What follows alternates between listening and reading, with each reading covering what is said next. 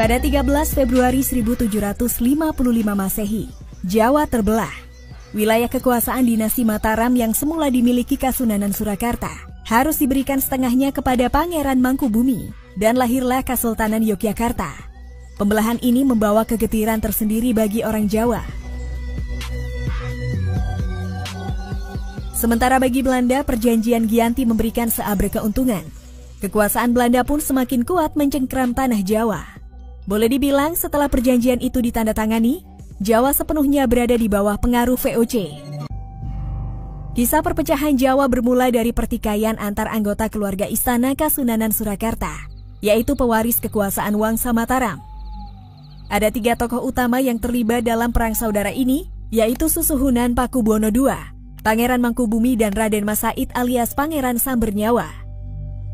Pakubuwono II yaitu raja pendiri Kasunanan Surakarta dan Pangeran Mangkubumi adalah kakak beradik sama-sama putra dari Amangkurat IV, yaitu penguasa Mataram periode 1719 sampai 1726 Masehi.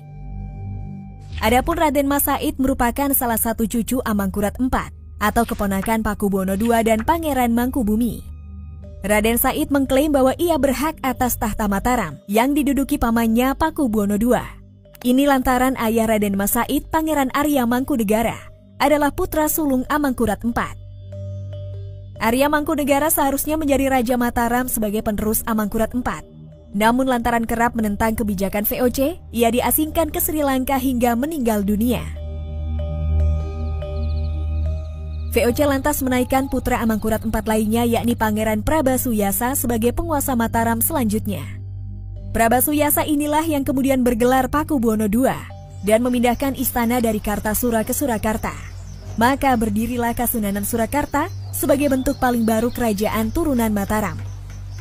Atas dasar inilah Raden Said mengorbankan perlawanan terhadap VOC untuk menuntaskan dendam ayahnya. Ia juga menuntut haknya sebagai pewaris kekuasaan Mataram yang telah diberikan kepada Pakubuwono II oleh Belanda. Namun bukan hanya Raden Mas Said yang merasa berhak atas tahta. Saudara kandung Pakubuwono II, Pangeran Mangkubumi, juga berhasrat serupa. Ia sempat menemui pejabat VOC di Semarang pada 1746 Masehi dan meminta dirinya diangkat menjadi raja akan tetapi ditolak. Penolakan itu membuat Pangeran Mangkubumi kesal, namun tidak mungkin baginya pulang ke istana. Maka ia memutuskan bergabung dengan Raden Mas Said untuk bersama-sama melawan Pakubuwono II dan VOC. Sebagai bukti komitmen dan perekat bersatunya dua kekuatan ini, Pangeran Mangkubumi menikahkan putrinya Raden Ayu Inten dengan Raden Mas Said. Mereka kemudian menyingkir ke tengah hutan yang berada di sebelah barat Surakarta. Wilayah inilah yang nantinya bernama Yogyakarta. Dari situ, mereka mengobarkan perlawanan dengan cara gerilya.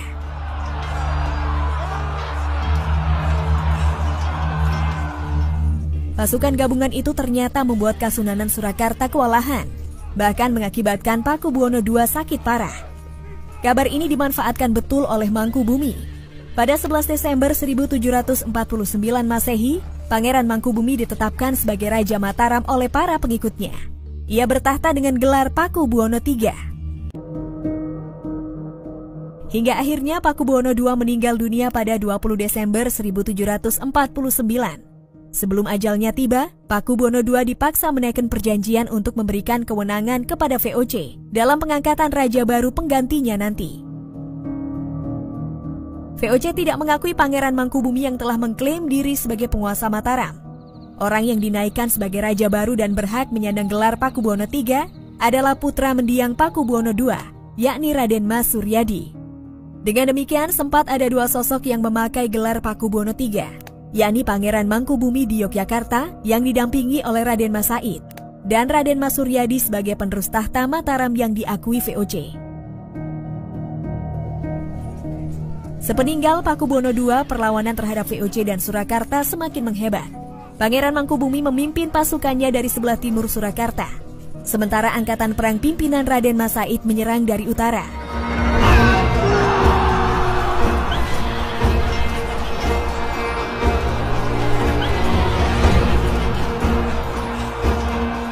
Dari arah barat merangsek pula pasukan khusus yang dipimpin Panglima Perang Kepercayaan Pangeran Mangkubumi, yakni Pangeran Hadiwijaya.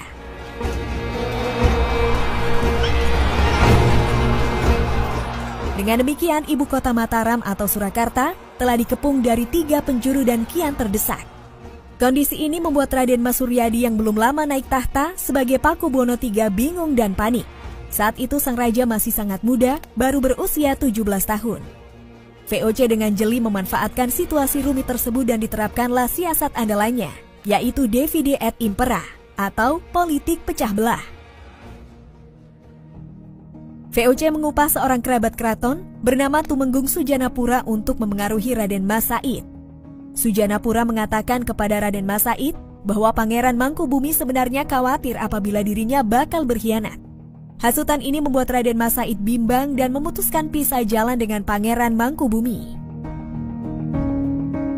Di sisi lain, utusan VOC juga menghubungi Pangeran Mangkubumi secara diam-diam. VOC menjanjikan Pangeran Mangkubumi akan menerima separuh wilayah Mataram, yang kini dikuasai Pakubuwono III jika menghentikan perlawanannya. Pertemuan pembuka dilangsungkan pada 22 September 1754 Masehi. Pangeran Mangkubumi semula menaruh curiga terhadap delegasi VOC yang diwakili Nicholas Harting, meski akhirnya bersedia berembuk. Salah satu bahasan paling alot adalah tuntutan Harting kepada Pangeran Mangkubumi untuk tidak memakai gelar Susuhunan atau Sunan saat menjadi raja nanti. Pasalnya Pakubuwono III di Surakarta sudah menggunakan gelar itu. Mangkubumi sempat menolak permintaan tersebut kendati kemudian ia merelakan gelar Susuhunan dan kelak memakai gelar Sultan. Akhirnya mereka bersepakat bahwa perundingan berikutnya akan diadakan untuk membahas poin-poin utama, termasuk pembagian wilayah kekuasaan Mataram dan beberapa kesepakatan lain. Pada 13 Februari 1755 Masehi, bertempat di desa Giyanti dekat Salatiga, pihak VOC dan kubu Pangeran Mangkubumi kembali bertemu untuk membahas mengenai perjanjian Giyanti. Perjanjian Giyanti merupakan kesepakatan yang pada pokoknya membelah nagari atau membagi Mataram menjadi 2 bagian. VOC yang peran utamanya adalah inisiator sekaligus mediator justru menjadi pihak yang paling diuntungkan dengan adanya perjanjian ini. Surakarta dan Pakubuwono III sudah berada di bawah kendali. Kemudian segera menyusul Pangeran Mangkubumi yang sebelumnya sangat merepotkan. Musuh yang tersisa bagi VOC tinggal Raden Mas Said yang terus melawan setelah pecah kongsi dengan Pangeran Mangkubumi. Mas Said merasa keputusannya tepat setelah menemui kenyataan bahwa mertuanya itu justru berdamai dengan VOC demi kekuasaan. Kendati hal serupa juga menjadi pilihannya kelak. Ada 9 pasal yang disepakati dalam perjanjian Giyanti. Poin intinya adalah penyerahan setengah wilayah Mataram dari Kasunanan Surakarta kepada Pangeran Mangkubumi. Namun poin-poin lainnya dalam perundingan itu sangat menguntungkan VOC. Poin-poin itu diantaranya adalah bahwa setelah menjadi Sultan, Pangeran Mangkubumi tidak berwenang mengangkat serta memecat para bupati dan pepatih dalam atau setara Perdana Menteri selaku pelaksana pemerintahan tanpa persetujuan VOC. Sementara para bupati dan pepatih dalam sebelumnya harus bersumpah setia di hadapan pejabat VOC sebelum melaksanakan tugas. Tidak hanya itu, Sultan dituntut untuk selalu bekerja sama dengan VOC. Namun jika nantinya terjadi perang dan ada bupati yang memihak VOC, maka Sultan harus mengampuninya. Sultan juga wajib memberikan bantuan jika sewaktu-waktu Pakubuwono III dan Surakarta memintanya. Perjanjian Giyanti juga menyebutkan bahwa Sultan tidak berhak meminta Madura dan daerah-daerah pesisir yang telah dikuasai VOC. Sebagai gantinya, VOC akan memberikan ganti rugi sebesar 10.000 real tiap tahun. Selain itu, VOC meminta diberikan kuasa atas monopoli perdagangan, yakni Sultan hanya menjual bahan pangan kepada VOC dengan harga yang nantinya disepakati. Terakhir, Sultan harus berjanji akan menaati seluruh perjanjian yang pernah diadakan antara penguasa Mataram terdahulu dengan VOC. Setelah perjanjian Giyanti ditandatangani, Pangeran Mangkubumi pun mendapatkan setengah wilayah Mataram yang kemudian memunculkan kerajaan baru bernama Kesultanan Ngayogyakarta Hadiningrat. Pangeran Mangkubumi lalu mendeklarasikan sebagai raja dengan gelar Sri Sultan Hamengkubuwono I. Dengan begini, maka riwayat kerajaan Mataram Islam telah berakhir, baik secara de facto maupun de jure. Mimpi menyatukan tanah Jawa di bawah satu pemerintahan besar dan adidaya layaknya Majapahit di masa silam telah musnah hanya gara-gara nafsu berkuasa. Ditambah peran VOC yang jeli memanfaatkan situasi. Kelak,